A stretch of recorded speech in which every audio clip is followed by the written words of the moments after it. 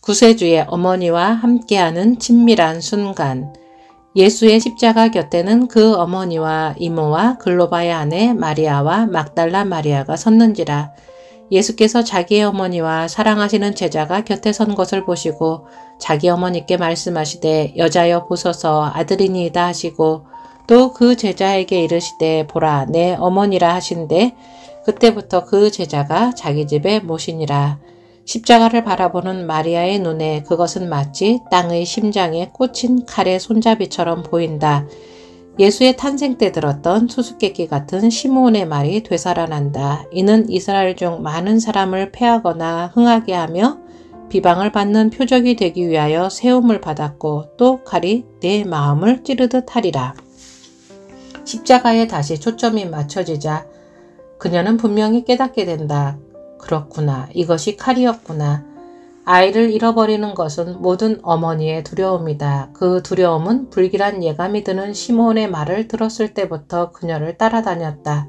그리고 아기를 죽이려 했던 헤롯으로 인한 공포가 있었다. 게다가 이사야에서 나오는 고난받는 종에 대한 예언도 언제나 그녀를 불안하게 했다.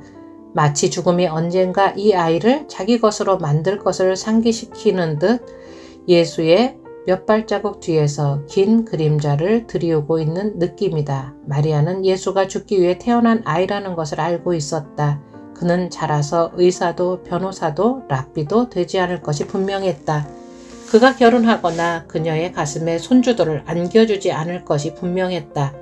그녀는 이것을 오래전부터 알고 있었고 가슴 깊이 품고 있었다. 그녀의 눈물이 고인 웅덩이에는 몇 가지 다정한 추억이 헤엄치고 있다. 춥고 어두운 베들레헴의 마국간에서 그녀가 그를 처음 안았을 때 너무나 작고 무력한 그 아기는 얼마나 떨고 있었던가. 그녀의 가슴이 그를 얼마나 조심스럽고 따뜻하게 품었던가. 그녀의 자장가를 들으며 그는 잠이 들었었다. 그리고 그녀가 이마에 입 맞추었을 때 그는 얼마나 천사처럼 보였던가. 다시 십자가로 초점이 맞춰진다. 그녀는 거친 남자들이 몸을 굽히고 앉아 예수의 옷을 제비 뽑으며 자신들의 영혼을 걸고 도박하는 모습을 본다. 그녀는 아들을 올려다보며 아픔을 느낀다. 벌거벗은 그를 따뜻하게 해줄 수 있는 사람은 아무도 없다. 목마른 그의 입술을 적셔줄 사람은 아무도 없다. 피곤한 그를 잠들게 하려고 노래를 불러줄 사람은 아무도 없다. 고뇌로 주름 잡힌 그 이마에 입 맞춰줄 사람은 아무도 없다. 내 아들이 무엇을 했기에 이런 일을 당해야 하는가. 그녀의 눈이 흐릿해진다. 그리고 또 다른 추억이 떠오른다. 그녀는 그가 처음 말하던 순간을 기억한다. 그가 처음 두 발로 걸었던 것을 기억한다. 그녀가 빵 굽는 것을 그가 얼마나 즐겨 도왔는지 그리고 그녀가 가꾼 빵 조각을 꿀에 찍어 그의 입에 넣어주었던 것을 기억한다. 그녀는 그때 그녀의 작은 아이가 어떤 미소를 지었는지 그의 눈이 어떻게 빛났는지를 기억한다. 내 아들이 무엇을 했기에 이 일을 당해야 하는가. 그녀는 그가 12살 되었을 때 예루살렘 성전에서 하늘 아버지가 맡기신 일을 행했던 것을 기억한다. 그녀는 그때 이 아이는 내 품에서만 머물 어린아이가 아니로구나 라고 생각했던 것을 분명히 기억한다. 어머니의 사랑 바로 그것 때문에 그녀는 거기에 있다. 구세주의 사랑 바로 그것 때문에 그는 거기에 있다. 그러나 사랑이 이런 식으로 표현되었던 적은 없다. 핏방울이 구슬처럼 십자가 밑으로 떨어져 흙을 적신다. 두꺼운 못이 두 발을 관통한다. 갈비뼈는 살갗을 밀고 붉어져 나온다. 찢어진 상처 주위에 파리들이 모여든다. 눈은 열기로 부어있다. 머리카락은 이 아침의 가시로 인해 헝클어져 있다. 손은 쪼개진 나무 위에 하나님을 향해 들려있다. 귀괴한 장식물처럼 못에 찔린 손목에 매달려 있는 구부정한 토르소다. 이것이 그의 어머니가 잔인한 로마의 칼자루에 자신의 심정을 토하면서 보고 있는 것이다. 이 상황은 어머니가 견딜 수 있는 한계를 넘어선 것이다. 그러나 그녀는 어떻게든 견뎌내고 있다. 사실 그녀를 옆에서 붙잡아주고 있는 한 남자가 아니면 그녀는 서 있을 수 없다. 그 남자는 예수가 사랑하는 제자 요한이다. 예수가 가장 사랑했던 두 사람이 서로 팔을 붙들고 있다. 바로 이 때문에 그들이 거기에 있는 것이다. 사랑이 그들을 그 자리에 있게 한 것이다. 그들은 예수가 자기 머리를 들어 올리며 내는 신음소리를 듣는다. 그는 마지막 작별 인사를 바짝 마른 혀와 갈라진 입술을 움직여 만들어낸다. 요한은 예수의 고통을 조금이라도 덜어주기 위해 마리아를 가까이 다가서게 한다. 이것은 그녀의 아들이 할 말이 너무나 많기 때문이다. 모든 것에 대해 감사합니다. 나는 당신께 너무나 많은 빚을 졌습니다. 당신은 더 기대할 수 없을 만큼 다정한 어머니였습니다. 그러나 폐의 경련이 더 격렬해져 그의 감정들은 말로 나오지 못한다. 예수는 못을 밀어 몸을 일으키며 허파에 공기를 채우기 위해 몸부림친다. 극렬한 고통이 엄습해온다. 그의 말은 많은 수고를 거쳐 나온다. 어머니, 이 사람이 어머니의 아들입니다. 그녀는 요한을 바라보고 그의 팔을 붙잡으며 눈물을 흘린다. 그녀는 입술을 떨며 희미한 미소를 짓는다. 보라, 내 어머니라. 제자는 입술을 깨물면서 감정을 억누르고 고개를 끄덕인다. 이것이 그가 말한 전부다. 이 짧은 친밀한 순간 그들은 그토록 사랑하는 사람을 쳐다본다.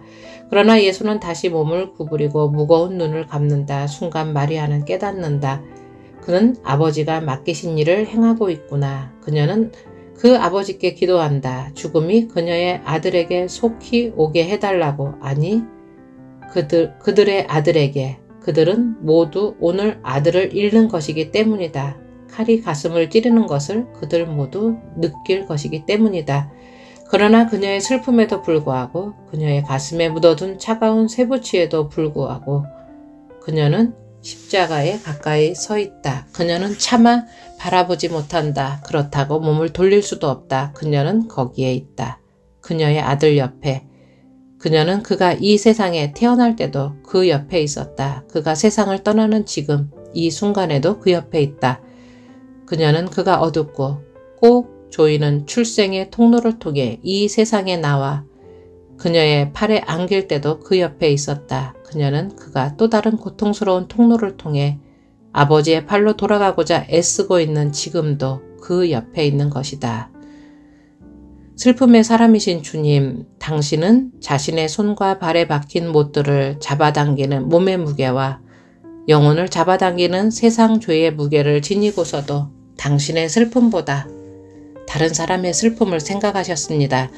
당신은 친히 약속 있는 유일한 계명에 대해 너무나 감동적인 주석이 되셨습니다. 그것도 그 약속이 당신에게는 결코 이루어질 수 없는 것임을 처음부터 아셨으면서도 당신은 모든 것을 빼앗기시고도 줄 것을 찾으셨습니다. 당신을 처형한 자들에게는 용서를, 강도에게는 낙원을, 그리고 어머니에게는 아들을, 잔인한 로마의 십자가 가하는 고통조차 어머니를 배려하시는 당신을 방해하지 못했습니다. 당신은 자신의 고통에도 불구하고 여전히 다른 사람을 돌보셨고 베푸셨으며 그들의 필요를 당신의 필요보다 먼저 생각하셨습니다. 오 주님, 제게 은혜를 베푸셔서 제가 십자가에서 결코 잊을 수 없는 사랑의 그림을 보게 해주십시오. 그래서 당신이 어떻게 버림받은 자리에서 일어나 당신의 어머니가 버림받지 않도록 따뜻하게 돌보는 손길이 있는 곳에서 그녀가 남은 생애를 지낼 수 있도록 배려하셨는지를 제가 잊지 않게 해주십시오. 주님, 제가 바로 여기에 있어야 한다는 것을, 십자가에 가까이 있어야 한다는 것을, 거기서 나의 구세주를 바라보아야 한다는 것을 잊지 않게 해주십시오. 이곳이야말로 가장 순수한 사랑이 샘솟는 곳이기 때문입니다. 이곳이야말로 제가 제 자신의 죄에서뿐 아니라 속 좁은 마음에서도 깨끗해질 수 있는 곳입니다. 이곳이야말로 제가 당신께 가장 가까이 있을 수 있는 곳입니다. 이곳이야말로 제가 당신을 사랑하는 사람들과 가장 가까이 있을 수 있는 곳이기 때문입니다. 저를 매일 이곳으로 이끌어 주십시오. 주님, 이곳에는 사랑이 있습니다. 그리고 이곳이야말로 제가 있어야 할 곳입니다.